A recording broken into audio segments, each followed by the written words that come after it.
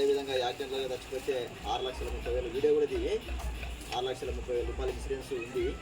ఆ ఇన్సూరెన్స్ అనేది ఈ మధ్యకాలంలో గత నెలల నుంచి ఇన్సూరెన్స్కి సంబంధించినటువంటి లేబర్ డిపార్ట్మెంట్ ఇవ్వకుండా ప్రైవేట్ కంపెనీలకు, ప్రైవేట్ ఇన్సూరెన్స్ కంపెనీలకు ఇవ్వాలని చెప్పని రాష్ట్ర ప్రభుత్వం భావిస్తుంది.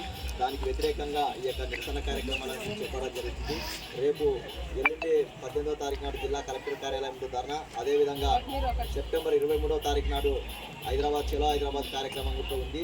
కాబట్టి ఏదైతే లేబర్ ఇన్సూరెన్స్కి సంబంధించి ఉందో ఆ ఇన్సూరెన్స్ అనేది ప్రభుత్వము ఇదివరకు సంక్షేమ బోర్డు ద్వారానే మంజూరు చేసింది. కాబట్టి యథావిధిగా అదే పద్ధతిలోనే పాత పద్ధతి ఏదైతే ఉందో ఆ పద్ధతి ప్రకారంగానే సంక్షేమ పథకాలు ఇవ్వాలని చెప్పని ఇవన్నీ మన కార్మికులకు ఇప్పుడున్నటువంటి సంక్షేమ పథకాలను కూడా పెంచి వాటిని కూడా త్వరతరగతినే ఇవ్వాలని చెప్పని ఈ సందర్భంగా డిమాండ్ చేస్తున్నాం. కాబట్టి రేపు జరగబోయే సెప్టెంబర్ 23వ తారీఖున చలో హైదరాబాద్ కార్యక్రమానికి ఇక్కడ ఉన్నటువంటి భవన నిర్మాణ కార్మికులు కావచ్చు, లేబర్ ఇన్సూరెన్స్ తీసుకున్న కార్డులు తీసుకున్నటువంటి కార్మికులు కావచ్చు, అదేవిధంగా ఏ రకమైనటువంటి నిర్మాణ పునాదులు తీసుకున్న దాని నుంచి వడ్రంగి పనిచేసేవాళ్ళు, పెయింటర్ పనిచేసేవాళ్ళు, అదేవిధంగా ఎలక్ట్రీషియన్ పనిచేసేవాళ్ళు, ఈ మన ఇంటికి సంబంధించినటువంటి పైప్ లైన్ చేసేవాళ్ళు, ఇసుక కొట్టేటోళ్ళు అన్ని దగ్గర ఇంచుమించు 30 రంగాలకు సంబంధించినటువంటి నిర్మాణ రంగ కార్మికులు పనిచేస్తారు. కాబట్టి ఆ రంగానికి సంబంధించినటువంటి కార్మికులందరూ కూడా అధిక సంఖ్యలో పాల్గొని ఈ యొక్క కార్యక్రమాన్ని విజయవంతం చేయాలని చెప్పని ఈ సందర్భంగా డిమాండ్ చేస్తున్నాం.